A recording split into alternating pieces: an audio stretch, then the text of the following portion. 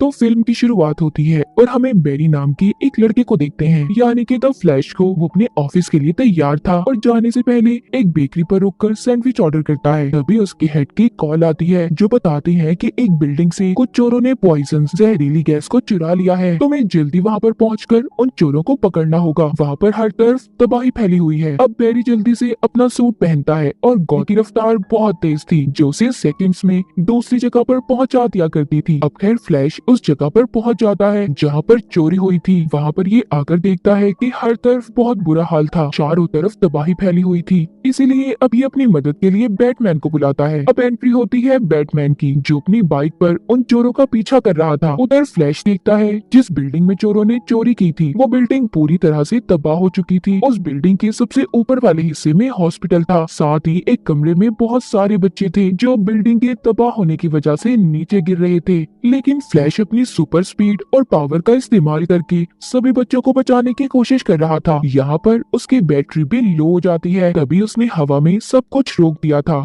और एक माइक्रोवेव से कुछ चीजें निकाल कर खाता है, कुछ फ्रिज से खाता है, जिसके बाद उसकी बैटरी चार्ज हो गई थी। अब वो सभी बच्चों को एक एक करके बचाता है। सभी की उसने एक लाइन बना दी थी और फिर बड़े ही आराम से सभी बच्चों को पकड़कर सही सलामत नीचे उतार लेता है। इसके बाद हमें बैटमैन दिखाया जाता है जो उन चोरों का अब तक पीछा कर रहा था। वो अपनी बाइक को टक्कर मार के उन चोरों की गाड़ी के ऊपर चढ़ गया था। अब उन सभी को मार मार के गाड़ी से बाहर निकाल देता है। अब इन्हीं के साथ लड़ाई करते हुए वो उस गाड़ी समेत उस चोर के साथ पुल से नीचे गिर जाता है जिसके पास पॉइजन जहरीली गैस थी। बैटमैन और वो चोर पुल से लटके हुए थे। तभी यहाँ पर आती है वंडर वुमन जिसने अपनी रस्सी फेंककर बैटमैन और उस चोर को बचा लिया था। उधर फ्लैश ने भी सबकी जान को बचा लिया था और फिर जिसके बाद उन चोरों को पुलिस के हवाले कर दिया जाता है। इसके बाद बेरी यानी कि फ्लैश दोबारा उसी बेकरी में जाता है और अपने लिए सैंडविच लेकर ऑफिस आ गया था जहाँ पर उसको बॉस से अब बहुत डांट पड़ती है क्योंकि वो लेट हो गया था। मगर खैर वो ऑफिस में अपना काम पूरा करता है और फिर जिसके बाद उसकी मुलाकात होती है अपनी एक पुरानी दोस्त से जो कि एक वकील थी। वो फ्लैश यानी कि बेरी से कहती है कि मैं तुम्हारे डैड के केस पर काम कर रही हूँ और मुझे इस बात का बहुत दुख है कि मैं उन्हें नहीं बचा सकती क्योंकि सारे सबूत तुम्हारे डैड के खिलाफ हैं। सबका यही कहना है कि तुम्हारे डैड ने तुम्हारी मॉम को मार दिया था। कल वो अदालत में पेश होंगी और मुझे लगता है उन्हें सजाए मौत हो जाएगी। ये बात सुनकर बेरी को गुस्सा आ जाता है क्योंकि वो जानता था कि उसकी मॉम को उसके डैड ने नहीं मारा।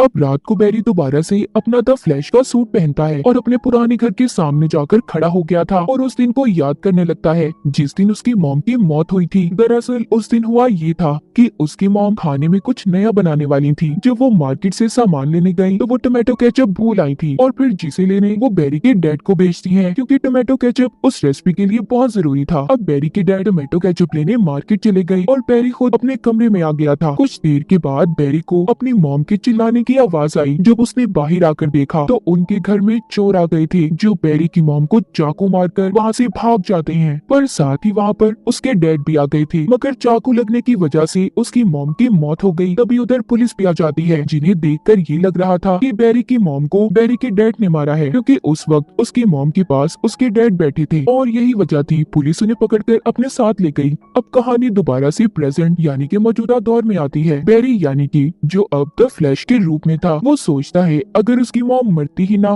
तो उसके डैड भी आज पुलिस के पास ना होते। ये सोचकर वो अपनी पावर स्पीड का इस्तेमाल करता है और बहुत तेज भागता है। भागते हुए उसके पाँव से बिजली निकल रही थी। अब वो भागते भागते उसने टाइम ट्रेवल कर लिया था। वो एक अलग ही दुनिया में पहुंच जाता है जहाँ पर उसे अपनी माजी में हुए सभी हादसे याद आने लगते हैं। जिसे चाहता तो वो बदल भी सकता था मगर खैर वो दोबारा से अपनी दुनिया में आ जाता है और आकर अब वो सीधा बैटमैन के पास जाता है। उससे कहता है अगर पास्ट में मेरी मॉम मरी ही ना होती तो आज मेरे डैड को जेल ना होती। क्यों ना मैं इन सब चीजों को पास्ट में जाकर दोबारा से सब कुछ ठीक कर दूं, मैं बदल दूं इन चीजों को।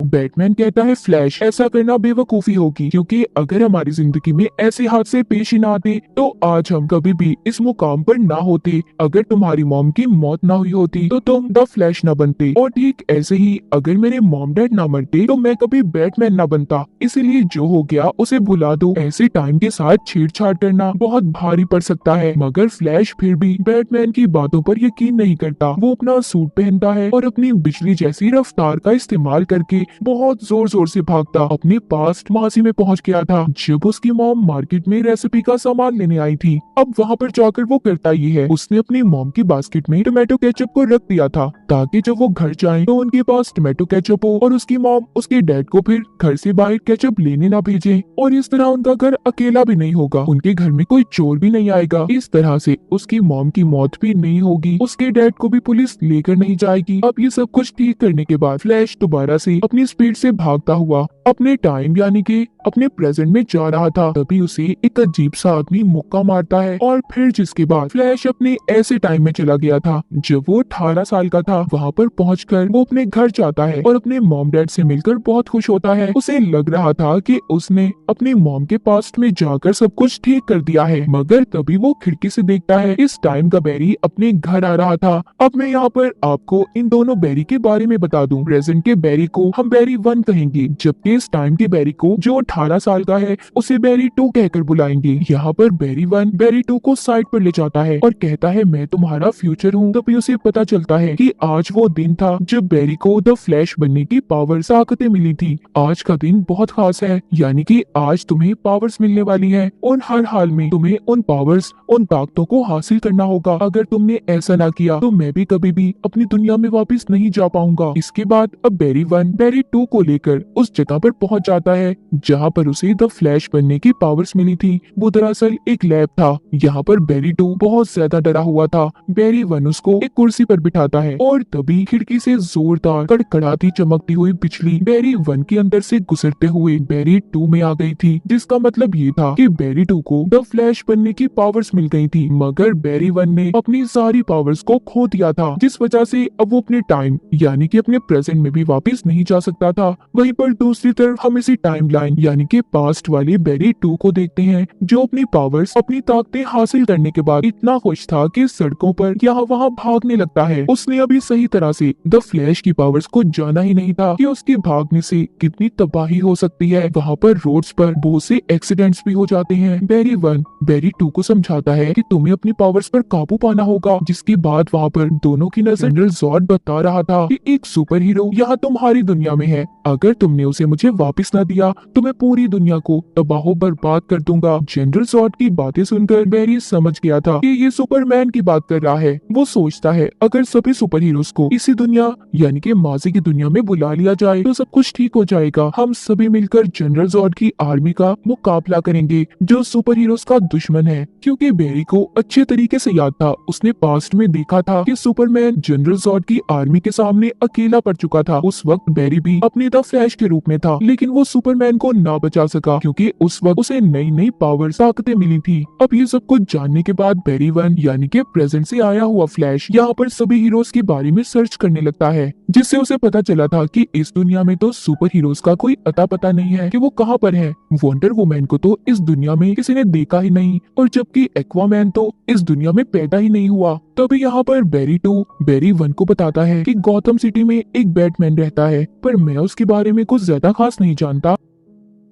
अब ये उसे वहाँ पर अपने साथ ले गया था, जहाँ पर जाकर बैरी 1 एक बहुत पुराने बैटमैन से मिलता है और उससे सुपरमैन के बारे में पूछता है। बैटमैन बताता है बहुत सालों पहले एक एलियन बच्चा एक पॉट में जमीन पर आकर गिरा था, मगर साइबेरिया की एक क्रिमिनल टीम उसे उठाकर ले गई और मुझे लगता है इस दुनिया का वो ही सुपरमैन है। ये सुनकर बैरी कहता है तो फिर तो हमें किसी भी हाल में उसे बचाना होगा, क्योंकि जनरल जॉर्ड जमीन पर आ गया है। अगर उसे रोका ना गया तो वो पूरी दुनिया को बर्बाद कर देगा, और सुपरमैन के बिना तो हम जॉर्ड को भी नहीं हरा सकते। अब ये तीनों बैटमैन को लेकर उसके बेड स्पेस में बैठकर उस फैसिलिटी तक पहुंच जाते हैं जहां पर सुपरमैन को कैद किया गया था। उधर पहुंचने के बाद अब ये वहां पर सबको एक एक करके मार रहे थे। बैरी 1 ने अपने द फ्लैश का सूट बैरी 2 को दे दिया था, क्योंकि इस वक्त पावर्स इस दुनिया की बैरी 2 के पास थी। वहाँ पर सभी सोल्जर्स फ्लैश को मारने वाले थे। उसके सामने बैरी 1 आ जाता है, मगर इस दुनिया के फ्लैश यानी कि बैरी 2 ने प्रेजेंट के बैरी को बचा लिया था। बैरी की हालत यहाँ पर बहुत खराब थी, उसे उल्टियां आने लगती हैं। तभी यहाँ पर एंट्री लेता है बैटमैन। उसने एक एक करके सभी सोल्जर्स को मार दिया था। फिर अब ये तीनों उस जगह पर जाते हैं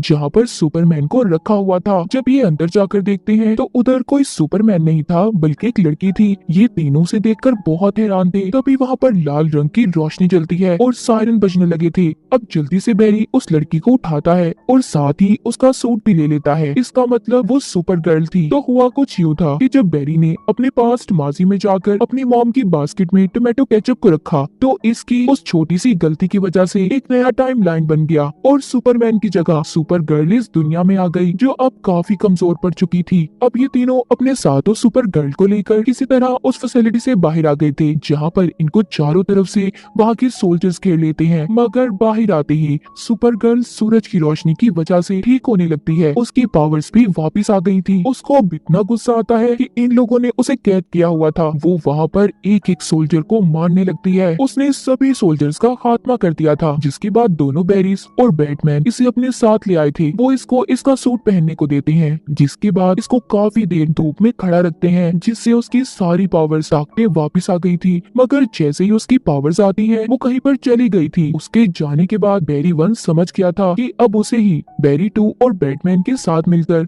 ज़ॉर्ड का मुकाबला करना होगा। यहाँ पर उसे आइडिया आता है कि अगर वो अपने ऊपर फिर से बिजली गिराए तो उसकी पावर्स वापस आ सकती हैं। अब वो बैटमैन की मशीन्स का इस्तेमाल करता है जिससे अब ऐसा करने से उसकी पावर्स तो वापस नहीं आती मगर वो बहुत ज्यादा जख्मी हो गया था। उधर दूसरी तरफ सुपर गर्ल देखती है कि ज़ॉर्ड की आर्मी ने इस दुनिया के लोगों पर हमला कर दिया है। वो खुद भी जमीन पर आ चुका है। इसीलिए वो इन सबको रोकने के लिए द फ्लैश और बैटमैन की मदद लेना चाहती थी। अब जब वो बैटमैन के पास जाती है तो देखती है उधर बैरी जख्मी हालत में है। उसे जब पता चलता है कि बैरी की पावर्स एक जोरदार बिजली का झटका लगने से वापस आ जाएंगी तो अब सुपर गर्ल उसे बेहोशी की हालत में उठाकर उड़ती हुई आसमान की ऊंचाइयों में ले जाती है जहाँ पर उसे जोरदार झटका लगता है और उसकी सारी पावर्स अब वापस आ गई थी। बैरी 2 भी उसे द फ्लैश का सूट वापस कर देता है। फिर वो बैटमैन के एक पुराने सूट पर लाल रंग का पेंट करके अपने लिए भी एक सूट बना लिया था। अब ये सभी मिलकर ज़ॉर्ड का मुकाबला करने के लिए तैयार थे। ये सब अब शहर में तबाही को रोकने के लिए निकल जाते हैं जिसमें सुपर गर्ल ज़ॉर्ड के सभी स्पेसशिप्स को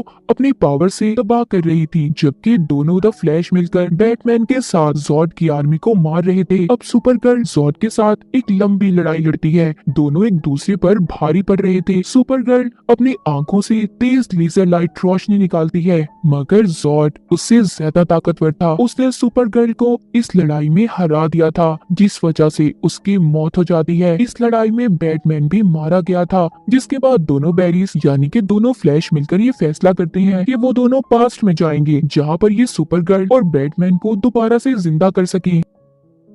अब ये दोनों ऐसा ही करते हैं। ये दोनों पास्ट में जाकर सुपर गर्ल और बैटमैन के मरने वाले टाइमलाइन को बदल देते हैं मगर फिर भी बाद में किसी न किसी तरह बैटमैन और सुपर गर्ल दोबारा से मर गए थे। बैरी 1 द फ्लैश इस बात को समझ गया था कि हम अपने पास्ट के साथ छेड़छाड़ नहीं कर सकते यानी कि हमारी किस्मत और उनकी भी हम कुछ भी नहीं बचा सकते। मगर बैरी 2 ये नहीं समझता। वो बार बार पास्ट में पीछे जाकर बैटमैन और सुपर गर्ल को बचाने की कोशिश कर रहा था मगर प्रेजेंट में आकर वो बार बार मर रहे थे। बैरी 1 बैरी 2 को रोकता है और कहता है ऐसा नहीं हो सकता, हम जाकर भी अपनी किस्मत को नहीं बदल सकते। तभी वो दोनों देखते हैं कि सभी पास्ट के टाइम एक दूसरे से टकराने वाले हैं। ऐसा इसलिए था क्योंकि बैरी 2 ने बार बार पास्ट में जाकर बैटमैन और सुपर गर्ल को बचाने की कोशिश की थी। यहाँ पर इनके सामने सभी दुनियाओं के सुपरमैन भी आने लगते हैं। यहीं पर वो अजीब आदमी भी आ गया था जिसने कहानी के शुरू में बैरी 1 को जोर से मुक्का मारा था जिस वजह से वो अपनी इस पास्ट की दुनिया में फंसा था। दरअसल ये अजीब आदमी कोई और नहीं बल्कि बैरी 2 का फ्यूचर था जो कि हजारों सालों से बैटमैन और सुपर गर्ल को बचाता आ रहा था मगर फिर भी ना बचा सका। बैरी 1 उसे भी मना करता है कि ऐसा मत करो, हम किसी भी चीज को नहीं बदल सकते। लेकिन फ्यूचर 2 के बैरी का दिमाग अब खराब हो गया था। वो बैरी 1 पर अपने हथियार से हमला करता है लेकिन तभी उसके सामने इस दुनिया का बैरी 2 आ जाता है जिसको वो हथियार लग गया था और वो वहीं पर मर जाता है। अब क्योंकि बैरी 2 ही नहीं बचा था, तो इस वजह से उसका फ्यूचर भी खत्म हो जाता है और जितनी भी दुनिया आपस में टकराने वाली थी सब ठीक हो जाती हैं। जिसके बाद अब एक ही बैरी बच गया था, यानी कि बैरी 1 द फ्लैश। वो सोचता है कि अगर वो अपनी मॉम को मरने देगा तो सब कुछ बिल्कुल ठीक हो जाएगा।